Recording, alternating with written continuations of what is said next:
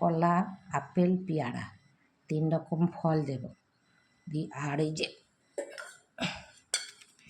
যে এলাচ, একটু জায়ফল আর একটু দারচিনি দেব, দিয়ে একটা পেস্ট বানাবো। পেস্ট বানিয়ে তারপরে কি করছি তোমরা দেখতে থাকো, তোমরা গেস করতে থাকো, আমি আবার পরে আসছি।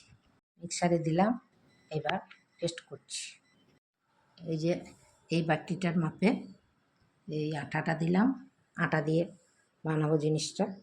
আর এই যে পেস্টটা করে আনলাম, এতে একটু সব কোকো পাউডার আর 1 টেবিল চামচ চিনিও দিয়েছি, ওই 3 রকম ফলের সাথে, গরম মশলার সাথে। এই বাটারটা একটু মোটা করলাম, তার কারণ হচ্ছে এই যে ব্লুবেরিগুলো দিলাম, এর তলা দিকে চলে যাবে না, মাঝেই থাকবে।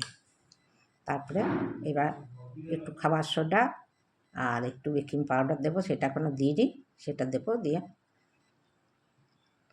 বাটিতে ঢেলে দেবো, কেকের বাটিতে।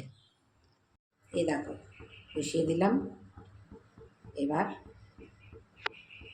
এটা চাপিয়ে দেবো,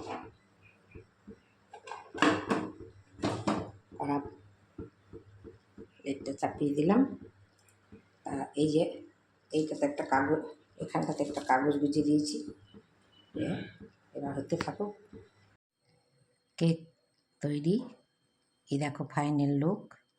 আমার উপাসটা দেখাচ্ছি, দাঁড়াও। কেকের ফাইনাল লুক তোমরা দেখে নাও।